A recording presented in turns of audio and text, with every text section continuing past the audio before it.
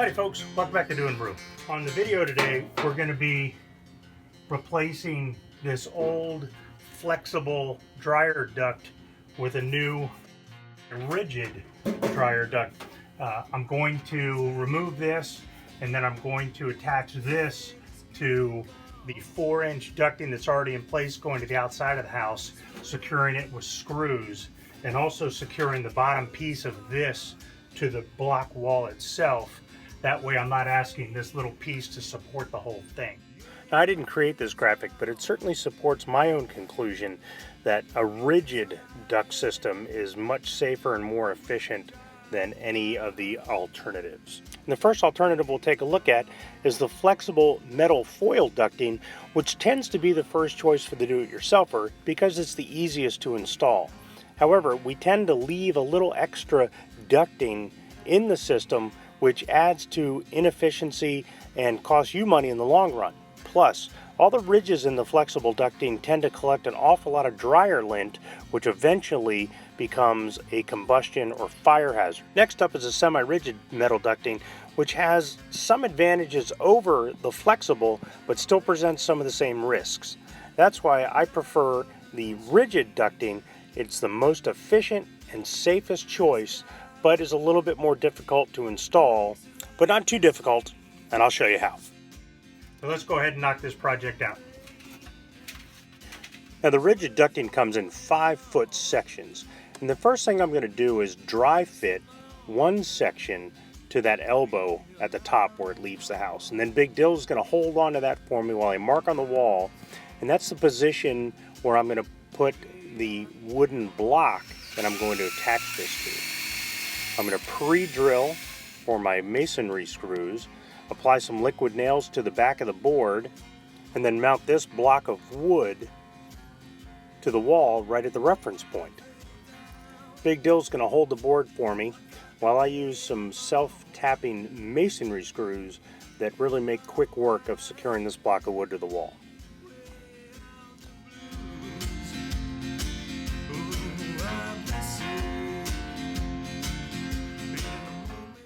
Okay, so it's the day after, and Dylan has checked the block that we secured to the wall with screws and liquid nails, and it's real nice and solid.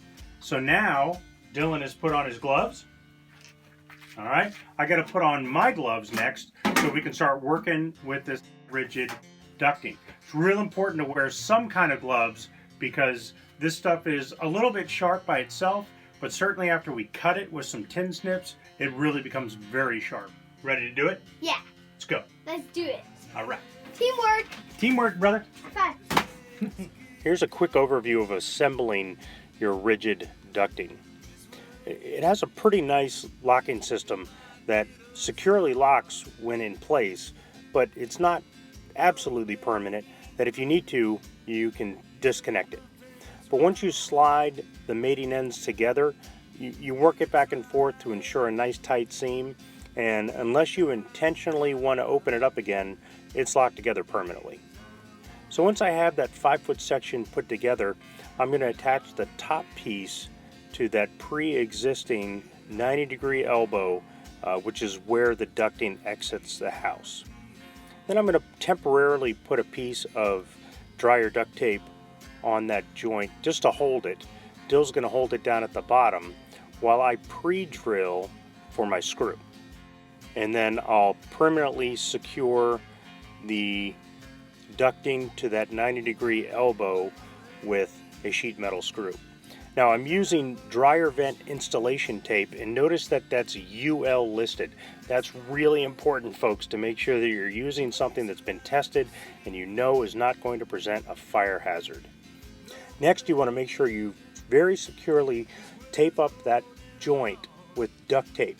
You don't want to allow your dryer exhaust to escape into your laundry room, really for 2 reasons. In the summertime, you'll be heating your house and costing yourself more money in utility bills, and 2, at any time of the year, you don't want to be pumping a whole lot of moist air into your laundry room that could present a mildew problem. Okay, next up, I need to secure the lower end of the duct to the wood block we secured to the wall the night before. To do this, I'm just going to pre-drill a hole and secure the ducting to the wooden block using a sheet metal screw. I think this is a really important step of the installation process because you don't want to ask that 90-degree elbow exiting the house to do all the work holding up all of this relatively heavy ducting. So having an intermediate anchor point, I think, really sets you up for success. And we'll finish up by securing that seam. Just tuck it in as we did before. Next up, we need to cut the second piece. Now this is not going to be a full length piece of the rigid ducting. We're going to cut off a chunk off the bottom. So what I did previously was measure the distance from the floor up to the lower part of the dryer exhaust. Using the elbow and measuring between our installed ducting and the top of that elbow, give me a rough idea of how long that second piece of ducting needs to be. Let me stop here real quickly to show you the elbows here. They're actually pretty slick in that they're kind of fully articulated, if you will. That allows you to achieve any angle you need, whether it's 22 degrees, 45 degrees, or in my case, 90 degrees right here. Okay, next up, I need to set up to cut our second piece of straight ducting. To do that, Big Dill's going to hold the tape measure at the top of the ducting while I measure out the necessary distance. Now what I'm going to do here is make a number of points, 5 or 6, along the entire bit of ducting where the cut needs to be, and then very simply just connect those dots and make a straight line all the way across. And then I'll go at it with my tin snips. Now this is where it becomes really important to wear those gloves. After you complete this cut with those tin snips, that bitter edge of the ducting becomes really, really sharp. So do yourself a favor, buy yourself a pair of inexpensive gloves and wear them during the install of this rigid metal ducting. Now that I got that piece cut out, I'm going to fit the elbow on the end and do a dry fit just to make sure that that distance from the bottom is looking pretty good, and it is.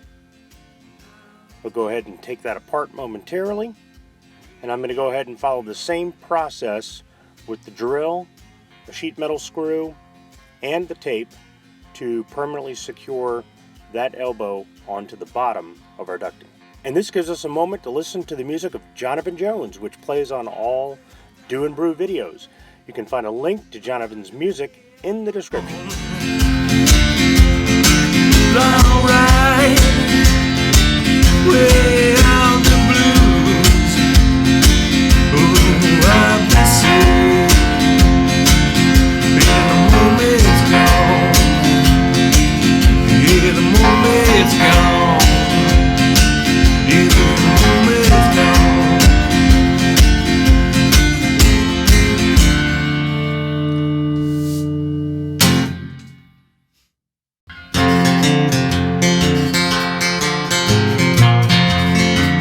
And then of course I use the exact same process with pre-drilling the sheet metal screw and the tape to connect the two sections of straight rigid ducting.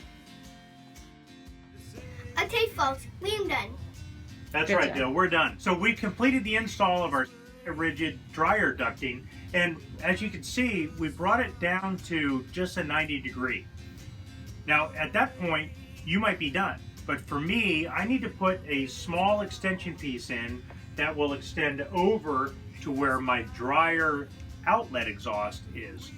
So with that, I'm going to call this install complete, but keep an eye out for my dryer installation video where I'll do the final hookup from the dryer all the way to the outside, as well as hooking up the electrical cord for the dryer. So with that, guys, we're done. Thanks for watching us video. That's right, folks. Thanks a lot for watching this episode of Do and Brew. We'll see you back here next time on the next video. If you have any questions, let me know, and we'll see you again soon. Take care, folks. Yeah, and be tool.